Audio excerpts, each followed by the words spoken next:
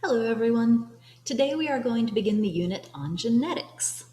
So skip on through the PowerPoint, which you do have access to on Canvas. And we'll start with Gregor Mendel, was a monk who is considered to be the father of genetics. He was interested in why some plants look one way and some look another, and so he studied pea plants to come up with his laws of heredity. Why pea plants? Well, they had traits that were easy to observe.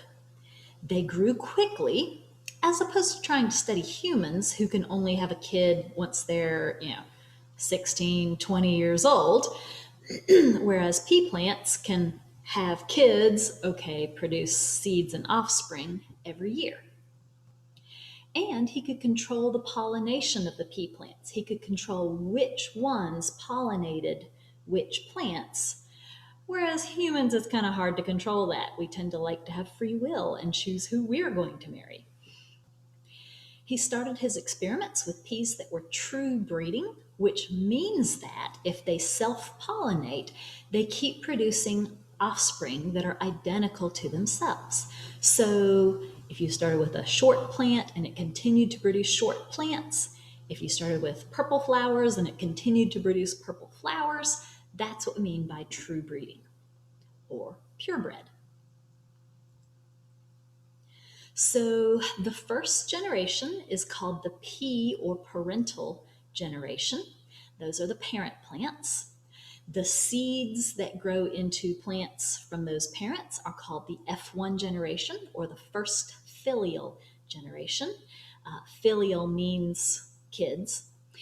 And then the F2 generation is kind of like the grandkids.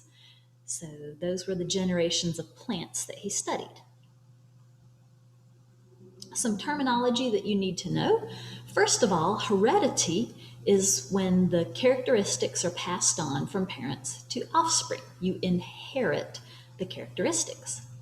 Genetics is the branch of biology that studies heredity, that studies passing on characteristics from parents to kids. Traits are the characteristics that you're studying and that are inherited. Alleles are different forms of a gene. For example, you can have an allele for blue eyes or an allele for brown eyes, and those are two different forms for the gene that controls eye color. Genes are chemical factors that determine traits. They are found on a segment of DNA. So you've got really long DNA, but this little bit controls eye color, this little bit controls hair color. So the segment of DNA that controls that particular trait is considered to be a gene.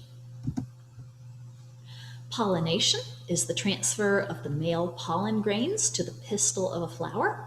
And fertilization is when the male and female gametes, sex cells, actually unite and fertilize each other and turn into a new plant.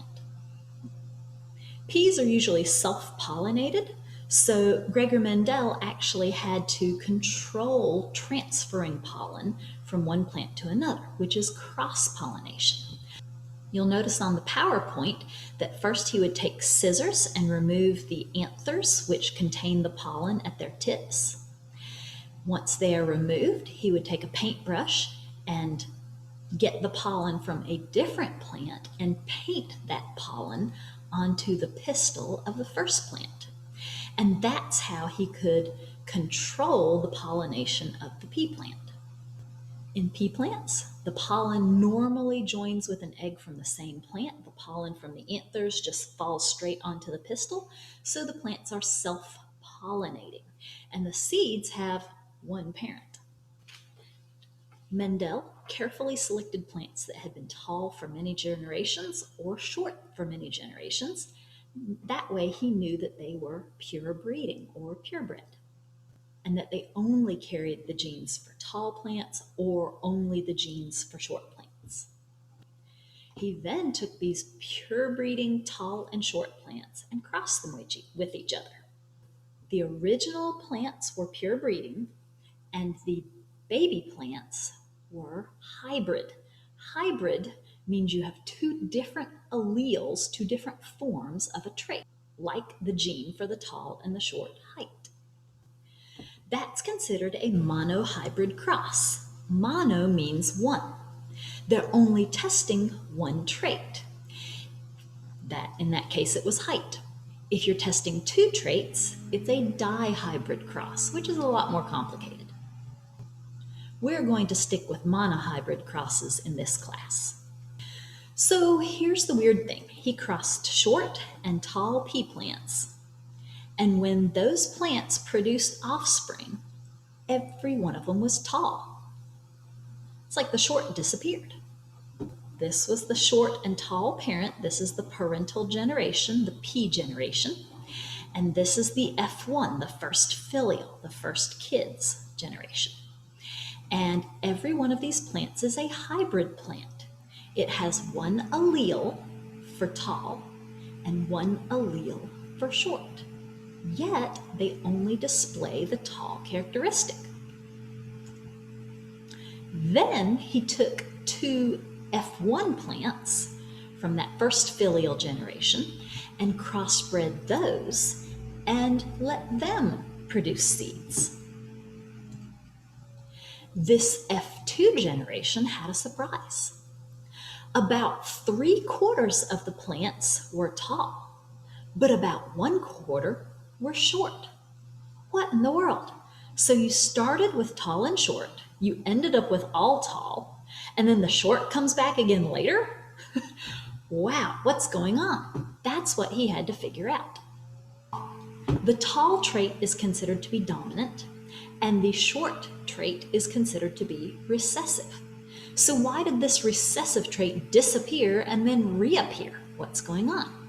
Well, the pattern corresponds to the movement of chromosomes during meiosis. Remember, meiosis is what makes eggs and sperm. Remember the crossing over before the first separation? And then remember the second split. So if a plant has all tall genes, every one of these sperm or the egg will have tall genes. If it has all short, everyone will have short. But if it's hybrid, if it has both a tall and a short gene, some of the sex cells will have that tall gene and some will have the short gene. So here's what happened. Let's say the capital T represents the tall gene and the lowercase t represents the short gene. So this is the F2 generation. This is a hybrid plant that got one tall and one short gene from the parent. And this is the other hybrid plant that got one tall and one short gene from the parent. Then we cross each of these. So here are the 4 combinations that the baby plants could have. They could have 2 tall genes. They could have a tall and a short, or a tall and a short, the tall from the mother and the short from the dad, or the tall from the dad and the short from the mother. Or they could have 2 short genes. Obviously, if they have only tall genes, they're tall. Only short, they're short. But the rule of dominance, or the law of dominance, says that if you have both a dominant and a recessive gene, the dominant gene masks or covers or hides the recessive gene. So it turns out if you have a dominant and a recessive gene, that plant will display the dominant tall gene. That will be a tall plant. However, that plant could pass on either the tall gene or the short gene.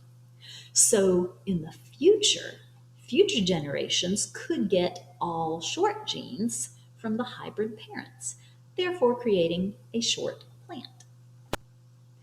It turns out that there are many different traits in peas that are dominant and recessive. For example, the shape of the seed can be round or wrinkled, but the round shape is dominant. The seed color can be yellow or green, and the yellow color is dominant.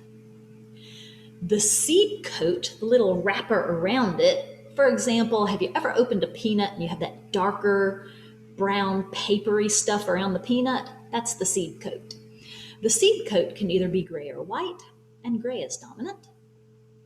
The seed pod can either be smooth or constricted, so you can see the peas through it. Smooth is dominant. The pod color can be green or yellow. Green is dominant. The flower position can be axial or terminal. So the flowers might be in the middle of the stem, or terminal means end. So they could be at the end of the stem. Turns out axial flowers are the dominant trait. Then tall and short plants can occur, and the tall plant is the dominant trait. Then remember, the law of segregation says that each plant has two alleles. It separates the alleles and only passes one of them on to each gamete. Only one goes on to its offspring. So this hybrid plant can pass on the tall or short gene. So here's the tall gene being passed on, here's the short gene. This plant can also pass on a tall or short gene. So if it gets a tall from this one and a tall from this one, this plant will be tall because it has two tall genes. If it gets a tall from this and a short from this, it will be hybrid, but it will look tall. It could get a short gene from this plant and a tall one from this one. Once again, it will look tall, but it can pass on a short gene as well. And finally, if both plants pass on the short gene, then you have a short plant that can only pass on the short gene. So that's the law of segregation. It says each parent will only pass on one allele. Finally, the genotype is the gene combination. For example, here the genotype is capital T, capital T. For these two, it's capital T, lowercase t. And for this one, the genotype is lowercase, lowercase. The phenotype, however, is the actual physical trait, phenotype, physical trait, that is inherited. So once again, the phenotype for this genotype is tall. The phenotype here is also tall. And finally, the phenotype is short. So there are two different genotypes that will result in the tall phenotype. There's only one genotype that results in the short phenotype. Finally, there are also two more terms for purebred and hybrid. Another word for purebred is homozygous. The prefix homo means the same. And I think you're mature enough to handle this memory trick. A homosexual couple dates the same sex. A homozygous genotype means you have two of the same gene. So for example, you would have two capital letters or two lowercase letters. Then a heterozygous organism has a genotype that is hybrid. It has one of each. So it would have a capital letter and a lowercase letter. Once again, a heterosexual couple dates a different sex, and a heterozygous genotype has different alleles, different versions of the gene. So hopefully that will help you remember this.